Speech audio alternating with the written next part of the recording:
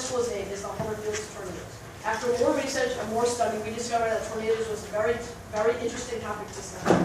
We decided to focus on warning systems for tornadoes. Some problems with warning systems may not always be accessible, they may require interaction, and they may be the difference between life and death. A solution to this problem could be the use of the National Weather Service to signal vehicles that set off tornado alarms. To come up with this, we had to do a lot of research. So we got our research in online in the library, and we even visited a meteorologist. So we found out that tornadoes form when a warm updraft mixes with the cold front to create a supercell, which forms into a funnel, which is a tornado. And then this mostly happens in the Midwest Tornado Valley, which is in the Texas, Nebraska area. Tornadoes are rated by the G.W. scale. In 2011, more than 500 people died from tornadoes. The time being when the tornado warning is issued and the actual time the tornado is actually hit is called lead time, and that ranges between 5 to 14 minutes. Also, we met with a WNBC meteorologist, Maraya Albertson, and he told us how they issue tornado warnings. Also, another big part was to actually find out what tornado warnings were actually out there.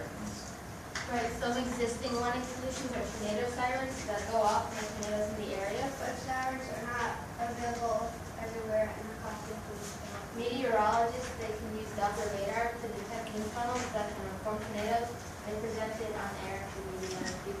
But if people are not near communication devices, they do not receive them. Right, and FEMA requires new car radios to automatically turn on and broadcast an emergency weather report. But if you're not in the car, you will not receive the message. For the project, we had a community area in each of Central Florida. This Florida happened on February 22nd, 1998. It killed 47 people and 206 people were injured. In this area, there was no sirens or any warning systems in place. So, based on this, we looked up new warning systems and raised a new budget to help stop those cases. So while we were brainstorming to come up with a solution, we knew that we had to have a solution that was accessible to everyone, even if they were in rural areas. Such as sirens, radios, vehicles, or cell phones. The solution would have to work even if there is no cell phone service or power. Just like cars and radios have backup batteries. The warning sound would have to be a recognizable sound so everybody would know when the tornado was coming. Just like a fire truck, you know that a fire truck, what it is from indoors. And lastly, it would have to require no interaction, so even if somebody wasn't listening to the news or the radio, they would know the tornado was coming. Such as this European radio's warnings, or the storms sit if you're on the water, they'll inform you that a storm is coming, so that's not dangerous.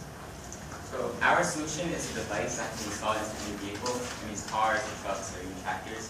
So this device would receive radio signals from the National Weather Service alert system, and the device would be easy to install, and anyone in the area would be able to hear it.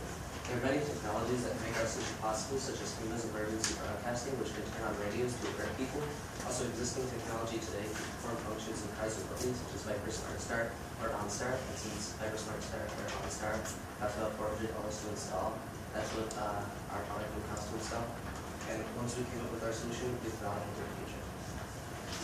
In the future, a law could require the system to be built into all vehicles and monitored by the FCC or FEMA. So we met with a FEMA specialist, Terry Winters, and these are some comments he got from our presentation. It's universal, so there's no language barriers required, just education prior to what this system does and how it works. And this can be used for other disasters around the world. So thank you for listening. Do you have any questions?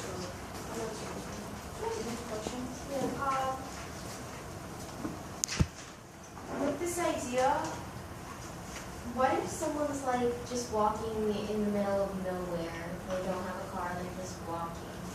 Would you have a personal device, say they just carry something on them since they know tornadoes are in the area? Well, So our original idea, or when we were brainstorming, we brought up phones. Most people have phones. But then where most tornadoes occur, which is kind of out west, we looked at like how the cell service compares, and there's not a lot of cellular connections there, so it's like the radio waves, they're almost they're able to be in these areas in the west. So like maybe like a personal radio that like. Yeah. Well, already the government has Red Alerts, it's called, and it's pretty much everyone in the like radius of like the warning gets a thing to your phone, but if you don't have a phone, then it doesn't really work. So that's what we're trying to do. And you'd be able to hear the car alarms from a pretty long distance. So, especially if there's one. Obviously, you've done a lot of research. How many people on the research team would assist you? We all, every Yeah. one. Every one of you. Couldn't you come up with the concept of just the warning and having a device like this and comparing it to other what we already have? And you know, that's always a thing. Something's invented and someone builds upon that. You know, do you foresee maybe this being patented one day? You know, that's two questions, but how did you come up with that, knowing that there's something like it already, and, you know, $400, you know, I thought that was very smooth. We have this stuff, things exist, now we can take it one step further. Who came up with that? I think it was like a group effort. Yeah. We did everything kind of together. Yeah, we sat together, like, when we originally were coming up with this, we focused on warning systems because when people die, most likely it's from the tornado, and to help people survive, they have to know earlier so we can increase the lead time so they have more time to seek shelter. So when we were brainstorming, we said what's already out there. There's phones out there. What if you're in a place where the Midwest doesn't have very good cell service? You can't get that. Like, everyone has phones. Everyone has like a radio in their car, so we said, we can use the radio in the car this time, but if they're not in the car. So then we built upon the radio idea in the car to have car alarms go off because everyone could hear a car alarm, like fire trucks. So it would be something where even if you don't have a car, your next door neighbor would have a car. Or if you have a tractor, you know where your fuel is. Like it would go off and it would be like easy to hear. And I'm no just curious, interaction. what does this device look like? Is it just only, the sound is the most important? Yeah. Or is it the car sound already there, and Yeah, you're putting a it's- device to trigger it? Is that what's going on? Yeah, it's a special sound in the car that you would have like a company like OnStar like produce and salesman companies so they can put in the cars. So we're gonna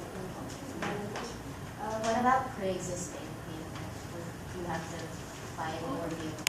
So they have to hook the alarm straight to this device, and then it would trigger the alarm in the sequence that it is needed. Okay, good. Thank you.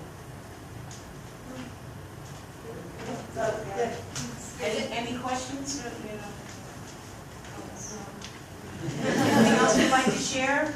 We also do other pictures and that This is the Yeah, I was impressed with that. That was amazing. And then now that you have the pictures,